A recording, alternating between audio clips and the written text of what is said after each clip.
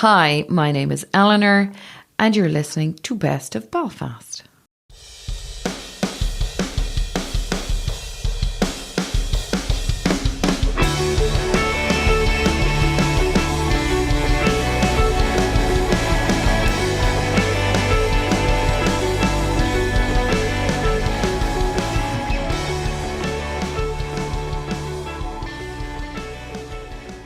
Eleanor, thank you very much for being here. Really appreciate it. Not at all. Delighted. Class. So, just went and saw you in the coffee shop there, and I interrupted you, should I say, reading a book. Yes. And this is a book that you're very passionate about. One of the questions sometimes I lead with is, what are you reading at the minute? Or, tell us about your favourite book. Okay. So do you want to just jump in and actually...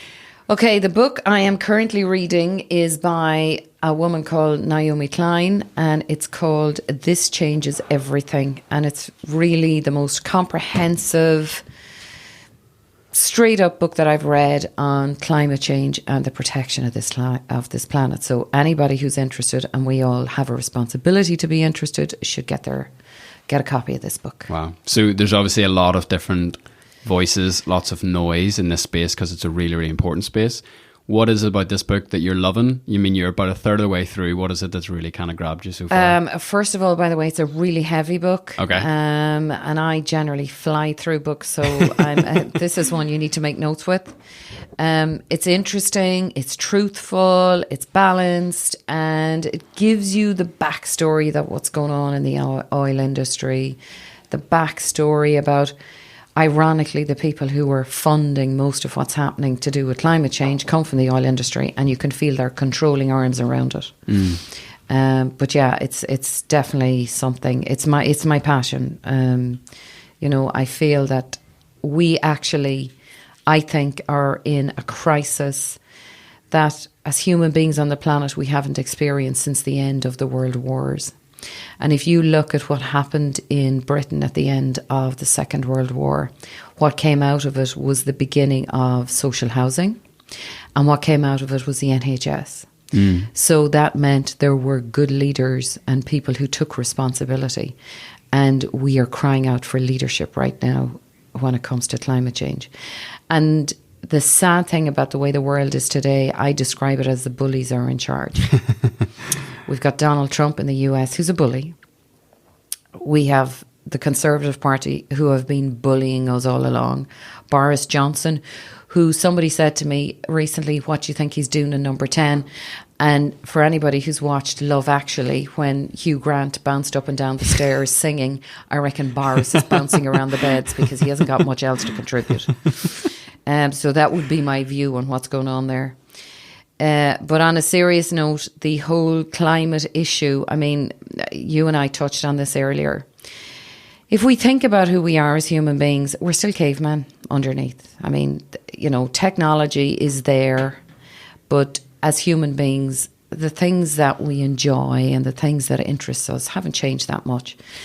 It's having clean water to drink. It's getting up in the morning and having a nice shower. It's going outside and breathing fresh air. Our pleasures are walking among green trees, hearing birds, taking a swim in a beautiful blue sea with a white beach. Everything we are doing every day is destroying all of that. If we don't have that, where's our pleasure in life? That's the first thing. The second thing is we won't have life. And I don't understand. I mean, one of the things that made me angry recently, when we saw in France, in Paris, the burning down of the cathedral, name's gone blank. Big Notre Dame, wasn't it? Notre Dame. The amount of money that was raised in a 48-hour period. That was interesting, wasn't it? Bloody hell. What is going to happen with the climate will make that look like a piece of dust. And we cannot seem to motivate ourselves in the same way. So why do you think people have a hard time taking action with climate change? Is it, just taking the example of Notre Dame, is it because Notre Dame is a very short-term, tangible thing? This is burned down, we need money to rebuild it, it can happen in a couple of years, versus, like you were saying earlier, we can't see CO2 in the atmosphere. Yes. The effects are very slow moving, and things are happening over a long period of time. Do you think we as cavemen, we as humans, have a hard time actually thinking the long-term play like that? Well, I think there's a couple of reasons. First of all, people are overwhelmed by it. And when people are overwhelmed by things, it's kind of human nature to go, oh, that's too big for me. I have to ignore it. Somebody else will sort it out. You see it over social media all the time. We seem to have this notion as human beings. We almost behave like children.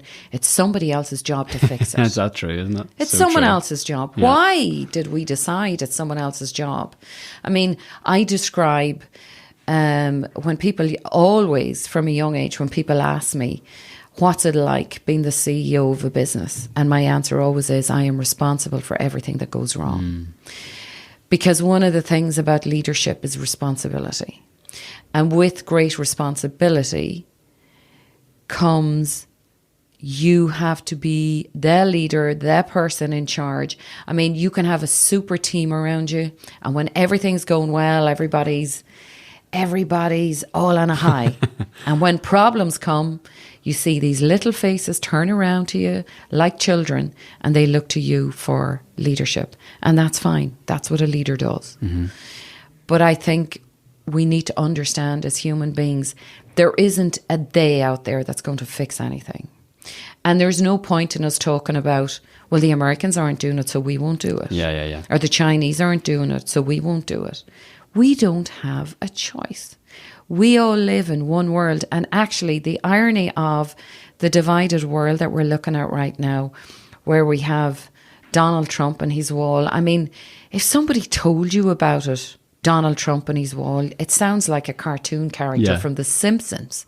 It sounds like a storyline The Simpsons dreamt up. Unfortunately, it's true.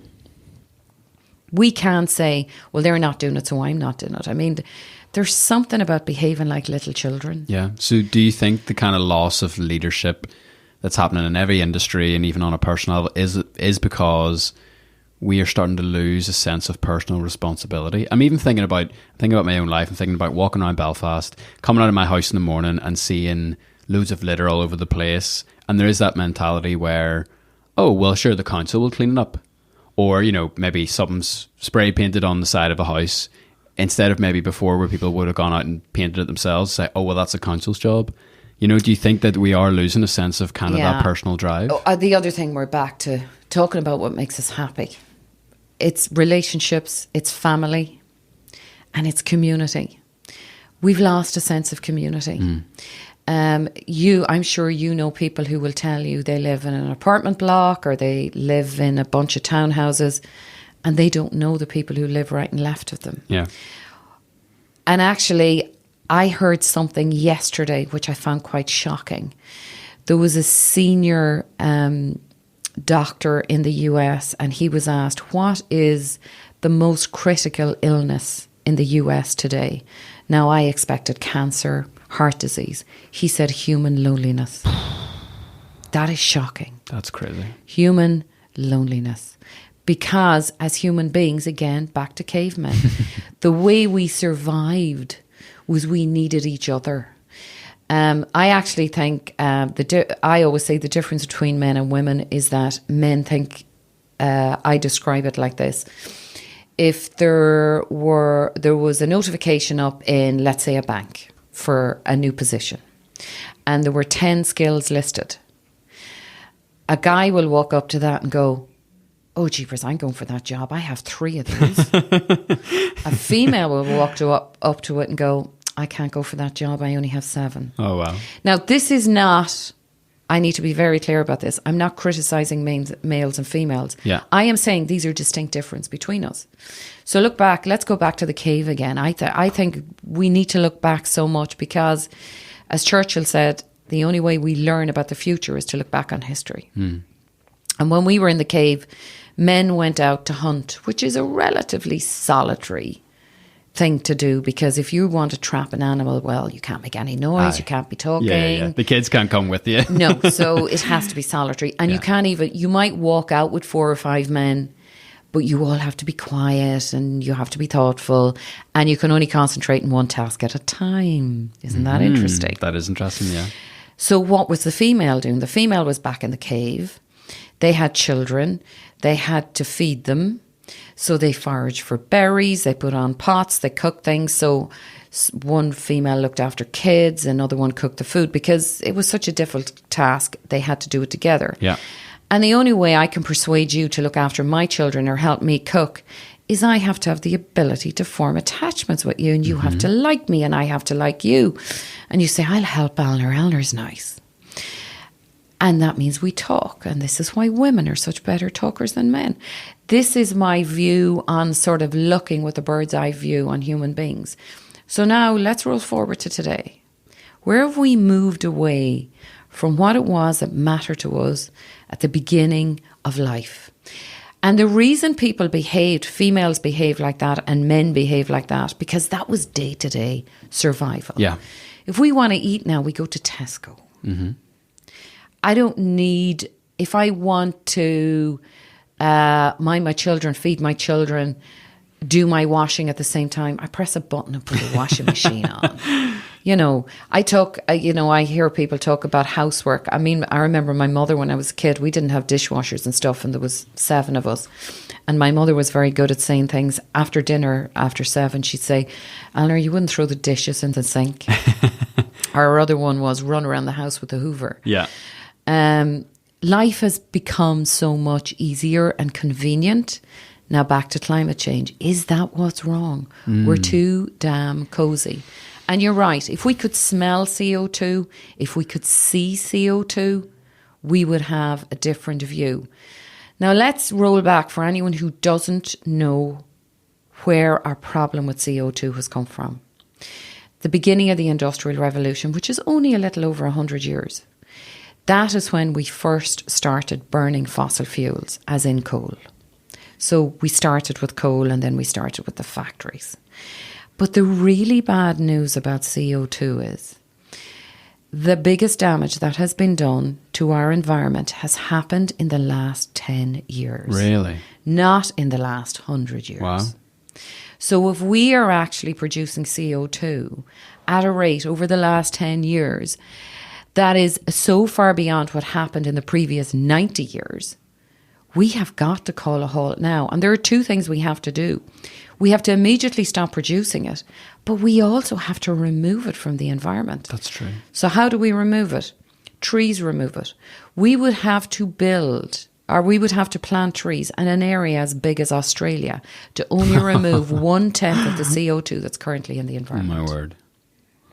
If I had my way right now from tomorrow morning, there would be no cars on the road unless they were electric. No house would operate unless they were using solar and battery for storage and an electrical heating system, no oil, no gas. And the only place I would allow fossil fuels to be used is aeroplanes until we discover a way to safely fly. Now, according to the Norwegians, they are going to have all their domestic flights by 2022 electric. As soon as that? Yes. Wow. I always find the Danes and the Norwegians really interesting people. They quietly go off and do things without any hullabaloo. All their trains are already run on electric. Wow. 70% of their cars are electric. 70%? They're so far ahead of us, it's unbelievable. And they're not coming out blowing their own trumpet about it. And people talk about the sea and the plastic, and I totally agree, it's a problem. But it's a bit like when you're on an aeroplane. If there's a sudden loss of pressure in the aeroplane, and you'll see the sign that says, if you want to be able to protect the people around you, put your own mask on first. Well, unless we save the environment, we're not going to be here to save the seas. So good. So the CO2 piece has to be dealt with.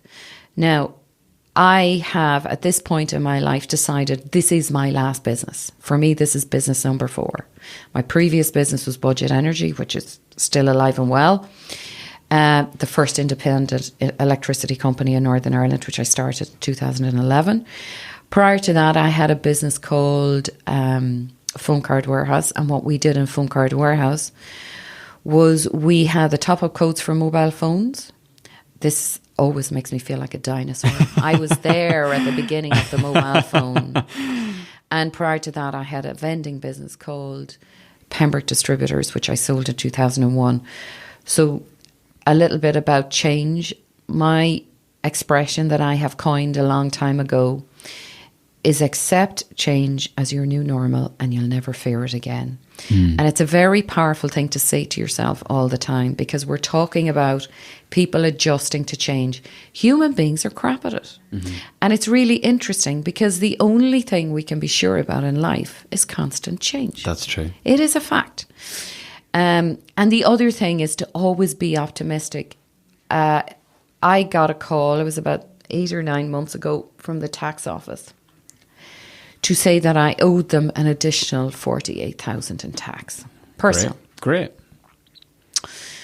So I rang my bank and I said, I've just got a call from the revenue. Well, they'd written to me and I rang them the usual way it goes. You owe them 48,000. And the guy in the bank that I deal with all the time, I said, will you put the transfer through for me? And he said, yeah. And he said, no, Eleanor, even you cannot find positive out of that. And I said, you know what, I can. He said, how? I said, there are only 2 things in life that are sure, death and taxes. Yeah. And if I'm paying taxes, I'm still alive. So there you go. That's so true. There's always a positive. But the change is so fast, and the change has happened and is continue to happen at I suppose, a more accelerated rate than we have perhaps been used to from, let's say, way back to our caveman days. You know, look, you talked about the mobile phone and you were joking of how you were there from the beginning, right? You see that New York Times piece, I think it was, about the first phone, yes. the brick. Yes. And what was it? It was worth, you know, in today's money, it's like $5,000 and the battery life was like 20 minutes or whatever it was. And now looking that short, I don't know what it was, say 20 years, how quickly that has all changed. Do you not think that is something to take into consideration? It is. That makes it difficult for us. We still need to adapt, of course, but how do we go forward? But the only thing that's changed really fast is technology. Now, I know I say the only because we're surrounded by it. Sure. And this is the other thing that's concerning me. We have decided that geoengineering is going to solve all this problem, that there's going to be, I know that the likes of Richard Branson is talking about it, and I know that Bill Gates is invested in it. Geoengineering so that we can remove CO2 from the atmosphere. Well, you know what? A big machine will come and suck it all away. We don't have time. And hopefully it'll mean but they admit we're 5 to 10 years away even from that becoming a reality. We don't have the time. And you know what? If that's there at the back end to help mop up more of it, great. But we are not in a position. We are now in a position where we have to change our lives. We must change our lives. So we must change the way we live. Let me ask then kind of 2 questions, and I can re-ask this, you know, once we cover the first one. The 2 things I'm interested in, what do we need to change then? Number 1, on a big, massive infrastructure level. And then number 2, what do I need to change in my day-to-day personal life? Well, here's the good news. Okay, here we go. Here's the good news. As you know, my last business was electricity. So what did I do? I bought electricity and I resold it. That's what I did. And I like to think I did it differently with a more human face. And in the process of doing that, one of the things that came along was solar, where you put solar panels on the roof of your house and solar on your business. Now, the first myth is they shouldn't be called solar panels. They should be called daylight panels, because you do not produce energy from sunshine. You produce it from daylight. Very good. Because the first thing that people say is there isn't enough sun It's in not Ireland. sunny in Northern Ireland. It's not sunny here. We can't make our own electricity. And the other nice thing about it is, because we can very much map out from January to December exactly how much daylight we're going to have every day. Okay, there's an odd day with too much cloud cover. But even on a cloudy day, you will still produce electricity. Yeah. But it'll be at a reduced level.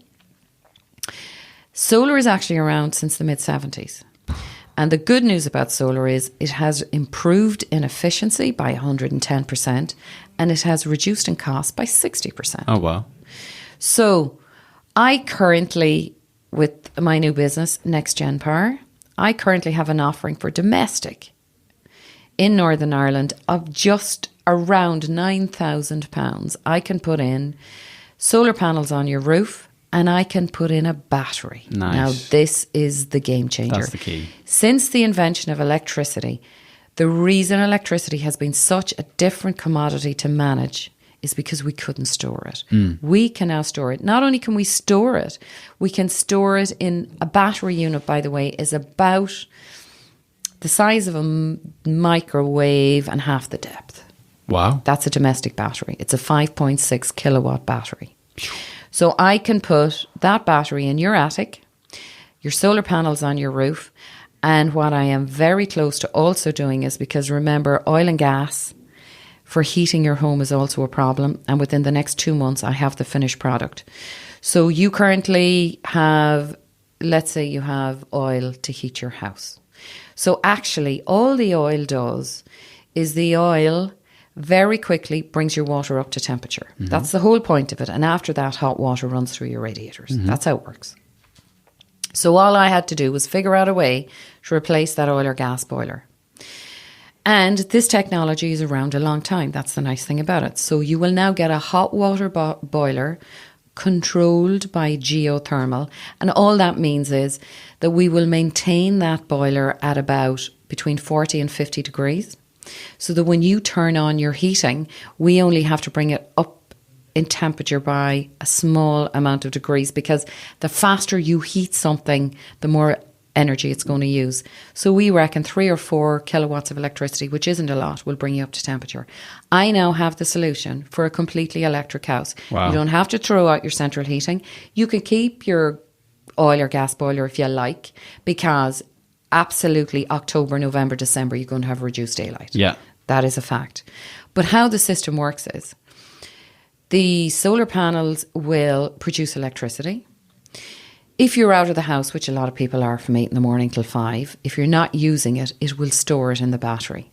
When you come in an evening like today, where it's still bright until 9 o'clock, your solar will still produce to run your house. And as soon as you have no more daylight, it'll go to battery. And the last place it goes to provide electricity in your home is to your current energy supplier. So what we're saying is, not only are you saving the environment, we can now do this in a cost-effective way. And this system will pay back for itself in around 3 years. And on top of that, your house from now on, instead of costing you money, is going to run relatively self-sufficient. That's great. So we have the answers. And I also have a solution for commercial along the same lines. So we cannot say anymore, I can't do anything about it in the environment. Yeah.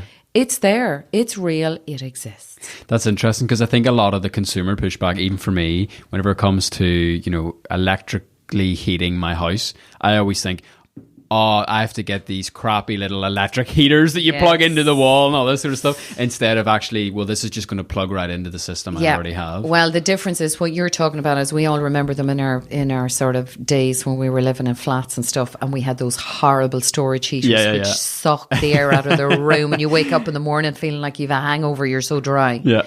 And you didn't even have a drink the night before, which is really unfair. This is what you call a wet heating system. Okay. That's a dry heating system. That is the distinct difference. So this is what I have been doing with my time. And I'm really excited because I am very fortunate in that I get to hang around a lot of entrepreneurs. It's the joy of my life. And one of the things I was always slightly envious of were people I met who built businesses because they came up with a drug that relieved people's pain. Or in actual fact, they made money out of doing something that changed people's lives. And I always thought, wow, how cool is that? Yeah, that's nice, isn't it? So for me, this will be my contribution. This is what I want to do. So is this why you got into energy? It's not why I got into electricity. Okay. But it's out of that why I've now got in. I have to say, and I will hold my hand up with shame, I remember Prince Charles going around smelling the buttercups and telling us that we needed to protect our climate and thinking, well, it's all right for you in Buckingham Palace and he's a little bit mad anyway. Well, guess what? There was nothing mad about him. He was just ahead of his time. Yeah. But this is one of the things, and this is where I'm talking about responsibility needs to kick in. We are the generation who now knows 100% that our climate is in trouble. Do we want to be the generation who says, well, we were too busy minding our shareholders, we were too busy getting on with our own lives, and I'm really sorry to the next generation and the generation after that you live in a horrible climate? Or will we be the people who ends this world as we know it? You mentioned at the start that, the current system is set up and ran by bullies. Now, I obviously don't know your industry at all, but how do you manage and how do you lead this next generation of power, as your company so aptly is named, in an industry that probably does not want to move away from oil and gas, because at the minute it's incredibly lucrative, it's incredibly profitable, and there's people who are making a lot of money from that? How do you manage effectively being an outlier in that industry? I think entrepreneurs have to lead the way. We have to lead the way in our businesses by taking responsibility, and we have to lead the way in putting the pressure on government to make the changes. I mean, I think government need to react to this like they did with cigarettes. Yeah. They need to put the taxes so high on oil and gas that it is cheaper to do what I'm talking about. That is the game changer. Yeah. And actually, one of the things that really annoys me is I meet smart people and I say, what are you doing about the climate? And they say, oh, my daughter is really interested in this. She's 7. When she grows up, she's going to change. She's going to save the world. The world won't be here. Wow. The world won't be here. But as I say, that's the bad news. Yeah. The good news is we have the solutions. Yeah. One of the questions that I've been asking people in this series on leadership, it touches on the loneliness in leadership. And we talked about loneliness, earlier on. And I think a lot of people who are industry leaders or who even are CEOs, the higher you go up, it can be lonely at the top sometimes. Yeah. And how have you experienced any form of loneliness in leadership? And if so, how do you navigate that and manage that? I remember, I think it's a character thing. Maybe it's because I'm the oldest. Harvard did a study, on the most likely to succeed. And we all know these things have their exception to the rule. I mean, we all know middle children who are hugely successful and younger children who are. But being the oldest brings a sense of responsibility with it. And my own mother will say to me, oh my God, I think back. She said, I had you minding small children when you were no age. And I say, I'm grateful for that now because it made me grow up young. Yeah. I always, this is the other thing actually that's very important. And I say this to people out there who are not academic. I had no interest in school.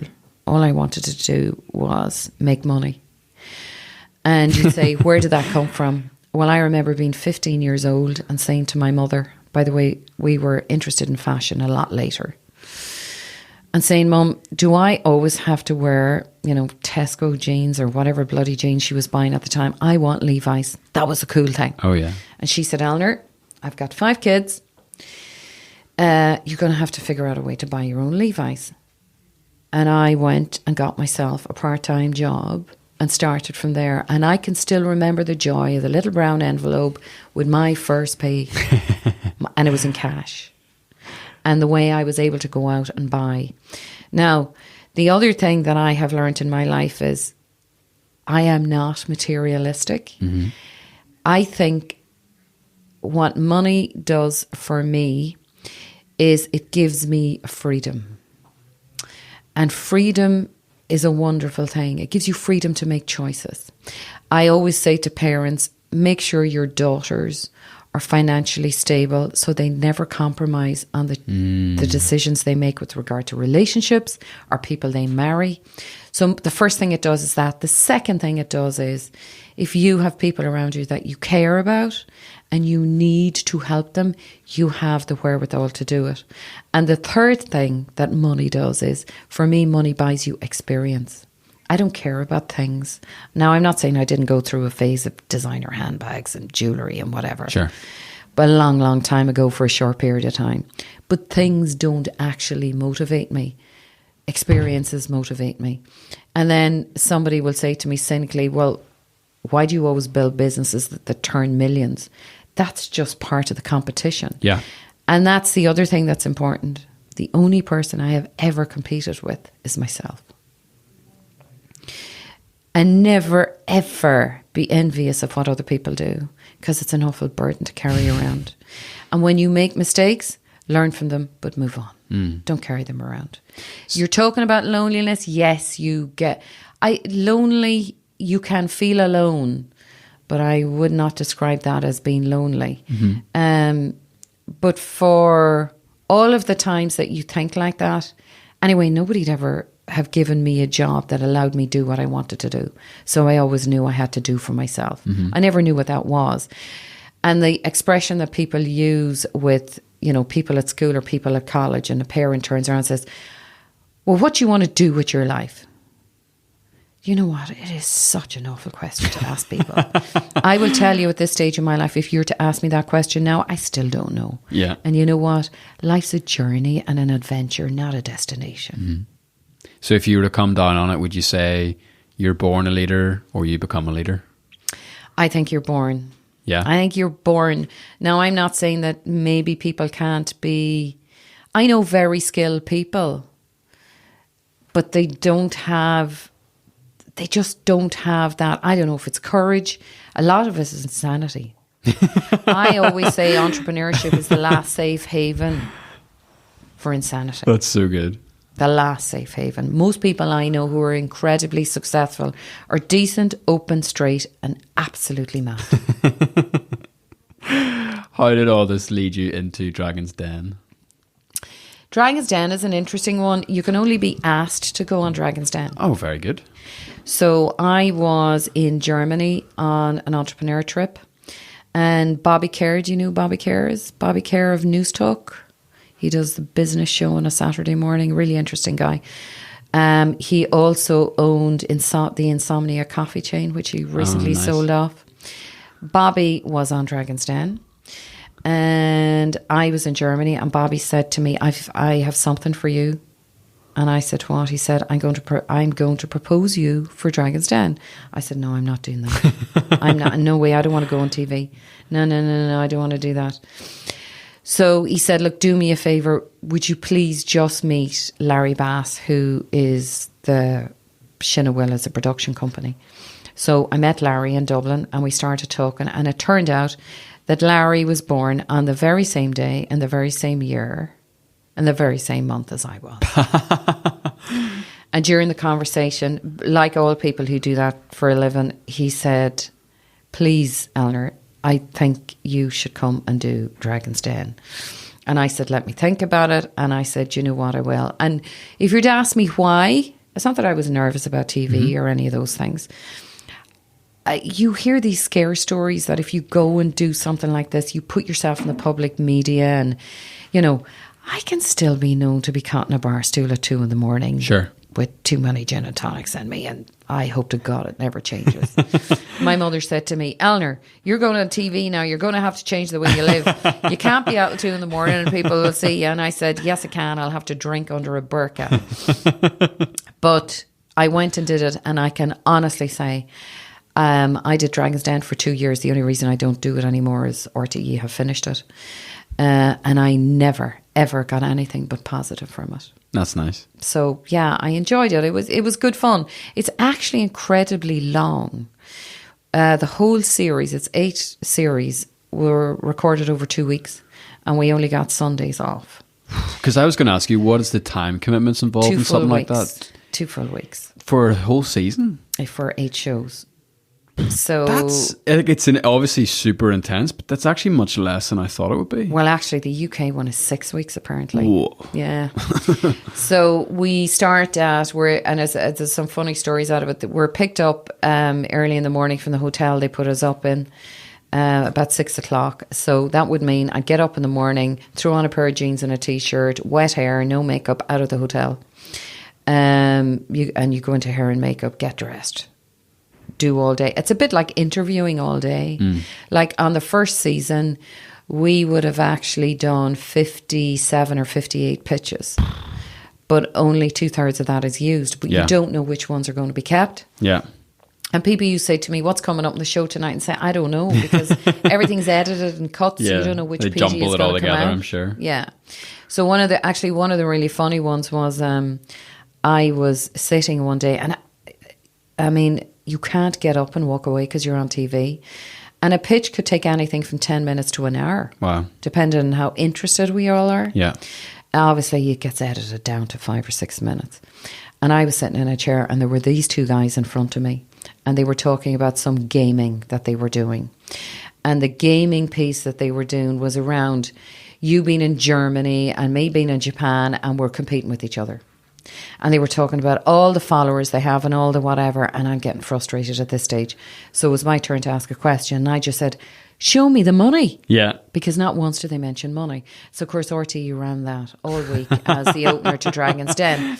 And I got accused of, how clever are you? But that was just literal frustration. Yeah. Where's the money? Yeah. And that's the other thing that people don't seem to understand when it comes to business.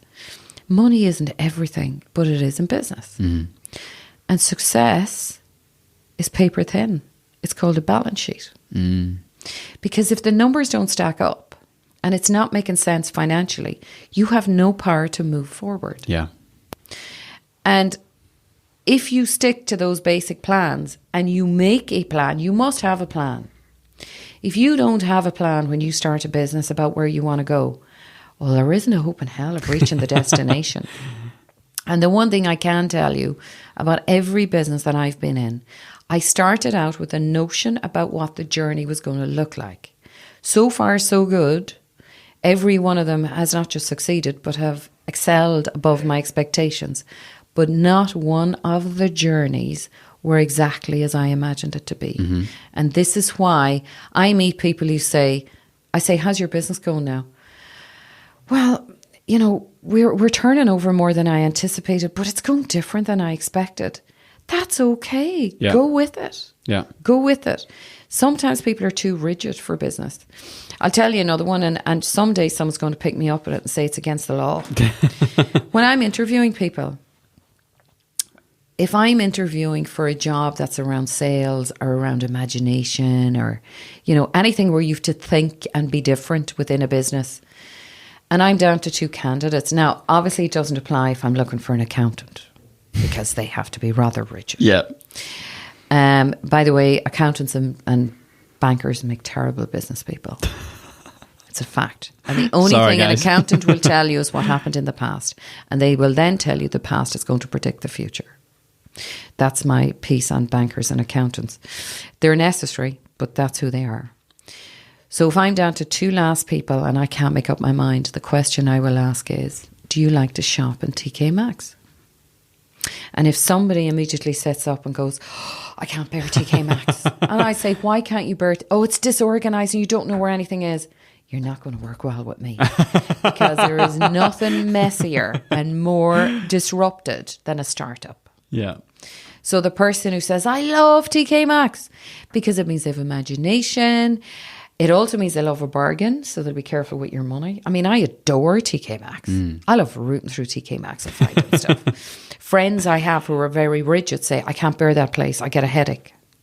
So yeah, that is one of my final lines on deciding if I'm down to 2. Brilliant. And in your experience of building your own businesses and all that has come with being a dragon, which is actually pretty cool to be known as a dragon, am I right? What, and this is a very fundamental basic question, what does it take, or what do you attribute your financial success in your businesses to? What makes a profitable business? How do you keep a business profitable? First of all, you have to be a realist. There's something else. While I've reeled off the 3 businesses that I built and successfully exited from, there were other things I did, like in the 90s, I had a business called Waste Compaction Equipment. We sold waste compactors. And what a waste compactor did was it took 20 black bags of rubbish and compacted it into one, for want of a better word. But that equipment was really, really expensive. So once I had sold to the Burger Kings, the McDonald's, the big hotel chains, I realised this equipment, while it might be desirable, was too expensive for most people. Yeah. So I shut it down. Now, people talk about, oh, I failed twice. That wasn't a failure as far as I'm concerned. What would have been a failure If you kept going. is if I kept going, even though my brain was telling me, you're not going to find the customers. And then I was surprised because it all fell over. Yeah. So really what you do is you dip your toe in, you get your feet wet, and you test out to see if you think that the business idea you have has legs and it's going to grow. And if you feel it has, then you put all of your time and effort into doing that. And the next thing you do is very, very important. Always be aware of your weaknesses. Way more important than your strengths. And be aware of the weaknesses in the people around you. And make sure that you've plugged those weaknesses. Because it's the weaknesses that makes everything fall over. The other thing is, a business is not you. A business is separate from you. Never be emotional about a business. I mean, when I hear people talking about it's my baby and I want to teach it to walk, I think, no, you're too emotional. Because if you make emotional decisions, you make the wrong decision. Yeah. Your business is separate. You are responsible for it, but it is not an emotional attachment. Now, the other thing that happens in fast-growing businesses, and I'm too lazy to grow a small business because the same effort goes into a big business as a small business. That's very true. I remember someone said to me the other day, they said, it takes the exact amount of time to write £100 check as it does 100 million. And yes, and somebody said to me, but what about going into millions? All it is more zeros. That's it. It's just more zeros. But you must be detached from the business. You cannot be emotional about it. And you can have people that start out on the journey with you. And they're fantastic for the beginning of that journey. But if you take a business from 0 to 500,000 and then you take 500,000 to 2 million and 3 million, what can happen is those same people may not have the skills or the inclination to go the next level. And then you may then have to change again when you go up to a very big business. Now, what happens to me is I get bored. When we get to a stage where a business 3, 4, 5 years down the road is actually now running every day, methodically, more or less the same processes, let me out of here, I think I'm back at school. So I love the joy of building a business and exiting. I can still remember the first time I sat around a table of people who were actually going to pay money for my business. I'm sitting there thinking, this is incredible. Yeah. They're going to pay real money. Now, that first real money was only about $1.5 million or something. And I don't mean that loosely. I mean relative to what happened afterwards. Yeah. But that was still a bit like my first paycheck at 15. I'll never get the same kick out of selling a business as I got the first time. And the other thing that's really key, build a business with an end game in view. So in other words, are you building a business to exit? Are you building a business because you want to keep it forever? At least be clear about what the end game is. And if you're building a business to exit, how businesses are valued on exit is a multiple of EBITDAs. EBITDA is earnings before interest, tax, depreciation and amortization. What that means in the bottom line is the money that's left on a monthly basis after you've paid everything. Yeah. That's the clear profit left. Okay. So how a business is valued on any 1 month, your EBITDA is a multiple of that number. So say your bottom line is you have $1 million a month and your industry valuation is 6 times, that means your business is currently worth 6 million. Great. So when you sell, what you try and do is you try and get that bottom line as high as possible. And also whatever free cash you might have in the business. So if you've accumulated profits, that's on top of it. And then what you do is you argue with your buyer whether it's worth 4 times the multiple, 6 times the multiple, 10 times the multiple. Yeah. And one of the things that happens, I call it the tire kicking kicks in. So what happens is somebody approaches you. To date, any business I've sold, I've been approached to buy it. and somebody approaches and says, I think what you're doing is amazing. Your business is fantastic. And that's the massaging glory part. Yes. So they say, how much do you want for it? So you say, God, they're really nice people. And you put a figure on the table, and then they come back and they start tire kicking. Mm-hmm. Tire kicking is an expression that's used when you're walking around trying to buy a second-hand car. They start kicking the tires and going, it's a bit, no, you need to drop money off that. So tire kicking, and then eventually you agree a price. But yeah, it's very important that people have an end game from the day they start. Yeah. And actually, if you don't have an end game, you're never going to be ready to exit. Brilliant. And it's a discipline that means on a monthly basis, you're looking at, what's my EBITDA? At any one time, you should know what your valuation is of your business. Yeah, and that's where that would be my biggest fear of going into Dragon's Den, because that's where I see people freeze up all the time. It's someone, a dragon hits them with just a really simple, clear financial question, and the people just freeze up. Well, I will tell you honestly, the piece where you have to come into Dragon's Den and you have to reel off what your figures were for the past 3 years, including your profit, including everything, I'd screw that up every time. There's no way I'd have remembered all of that. So it actually is, I suppose it's part of the challenge of it. But people ask me afterwards, what did I invest in? And I always invested in the person standing in front of me. And that is so important. Who is leading a business really is the difference between success and failure. And it's very important. And even from a banking perspective, while they have their tick boxes, the last piece is, who's the entrepreneur? Who's in charge? Are they authentic? Authentic. It is the most important word. If you are not authentic, you're nothing. Yeah. And actually, going back to who are you or what are you, it's really important, whatever you're doing in your life, that you can wake up in the morning by yourself and look at your own reflection and say, you're not perfect, but you don't go out to deliberately harm anyone. I have never made money except honestly. I have never inflated profits. I believe the way to make money is to sell a lot of what you're doing for some profit, not sell a small amount of what you're doing for inflated profits. And that is the true way to build a business.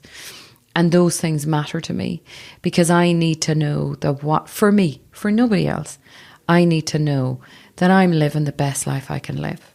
Now, sometimes it's a bit nuts and a bit crazy, but I'm quite happy with who I've turned out to be. And that actually is a nice thing to be able to say. Yeah. And it takes a long time to get there. They say that the hardest person to learn to love is yourself. That's the truth, isn't it? That is the hardest. And you think about, friends of yours who would give themselves a hard time about things, and you say, no, don't be so hard on yourself. You're really good. But we're actually harder on ourselves than we are on anybody else. And self-love is not selfish. It's actually necessary for survival.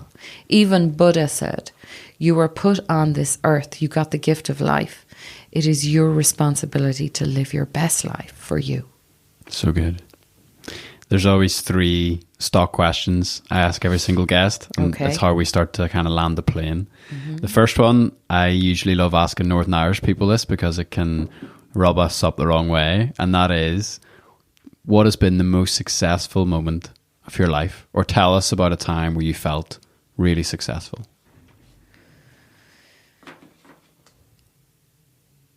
That's a difficult question because how I would have identified success and how I identify success now, I say all the time, and no one else has come up with anything else, the only benefit of time is experience. Success to me now is contentment, not happiness. Happiness is a fleeting thing. It's being content most of the time. And you don't succeed in that all the time.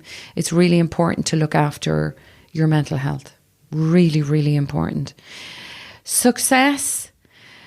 Okay, I'll give you a quick one. Okay, hit me. I was at a conference in Portlaoise about 7 or 8 years ago. And I spoke to a room of women. And I had been driven down from Northern Ireland, and I did the conference, and I was turning around and leaving.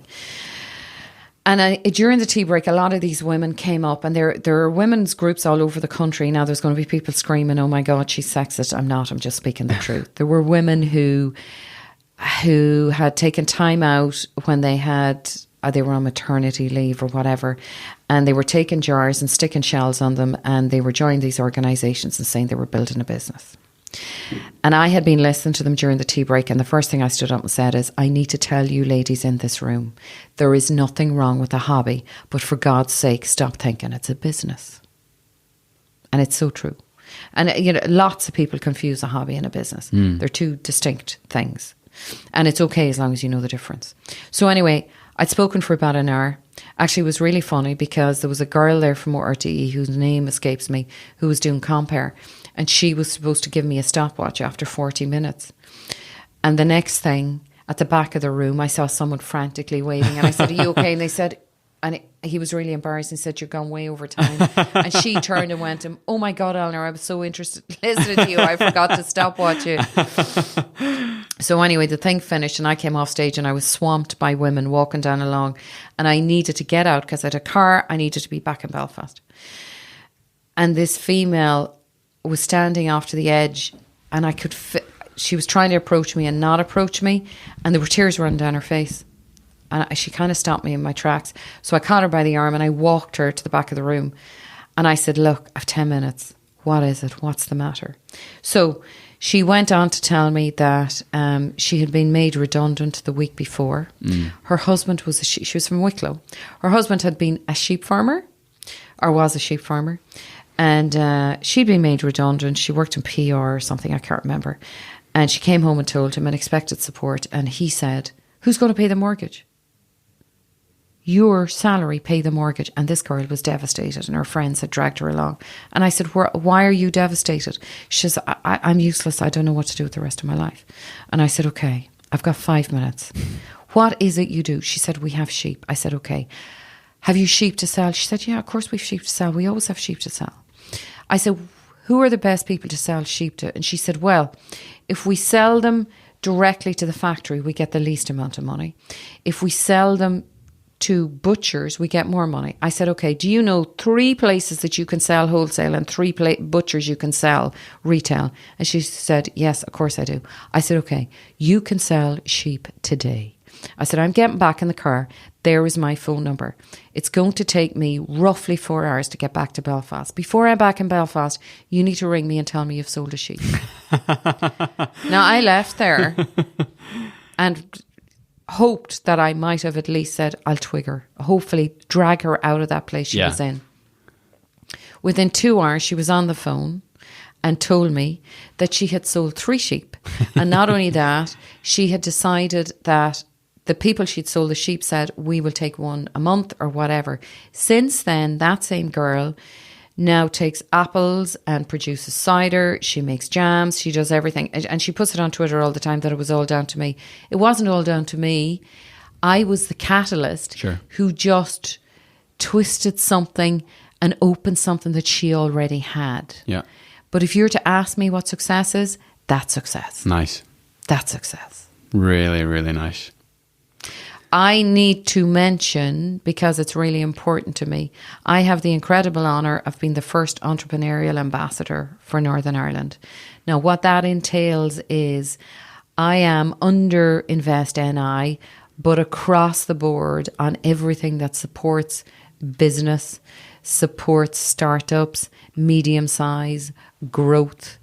And it's a relearning journey. And I have to say the quality of people, ideas and ambition in Northern Ireland is humbling. And I just want to say to everybody who's out there and doing it, keep doing it. Nice. The twin to the last question, really simply tell us about either the most challenging moment of your life, of your journey so far, or at least a challenging moment, and how you overcame it. I suppose, and I'll go personal now a little bit, I came through a really bad divorce over the last 3.5 years. And that is when your self-reliance and mental health really comes into play. When you have faced with challenges in life, and actually the thing that causes you the most stress in life, and it's something people need to recognize, it's not stress itself, it's feeling out of control. And when you're in a process like divorce, which unfortunately became not pretty, it's that feeling out of control and that feeling of, when is this going to end? And my life is on hold until this happens. But it is true, that doesn't kill you, does make you stronger. Now, the other thing that you have to learn to do is cut your losses. Cut your losses, because without your health and without your well-being, money and everything else is nothing. So yeah, that's probably the biggest challenge. But the positives that came out of that, I had a core group of people that were my support group. My family, as always, came up trumps. People that I thought I could rely on more weren't quite there, and people who very quietly I hadn't valued enough turned out to be the ones who supported me. So everything that happens, there is always a positive. Awesome. Thank you for sharing that. That was great. Final question, Eleanor. If we could turn this recording studio into some sort of a time machine, and we go back to whenever you're 18 years old, whatever you were doing at that moment in your life, and you had a couple of minutes of an 18-year-old Eleanor's time, what sort of stuff would you be saying to her? You have no idea of the abilities you have and the incredible journey ahead. Go on. I suppose really it would be trust yourself more. Some of the nicest people I know don't have that. You know that expression, fake it until you make it. Yeah. And a lot of people think, oh, that sounds like it's fake. It actually doesn't mean that. What it means is your heart may be trembling inside, but push yourself to do the thing you're scared of. Actually, all our lives, we should never lose the ability to push ourselves to do the things we're most frightened of. Because the greatest high you get is when you push yourself to do that thing that you're scared of. And by the way, it can be something simple, because actually somebody said to recently that I must be one of the most contented people you ever meet. And I said, why? And because they say the two biggest fears in life, one is death and the other is public speaking. Well, I'm not afraid of death, and I certainly have no fear of public speaking. But there are other things that I'm probably afraid of. But my 18-year-old self spent most of her time thinking about all the things she wasn't good at, as opposed to knowing the things she is good at. But the one thing that I'm still connected to is the things that matter to me then are still the things that matter to me now. Amazing. Eleanor, thank you very much for your time and everything you shared. Really appreciate it. Thank you. I've actually really enjoyed it. That has been quite cathartic. Well, we're glad.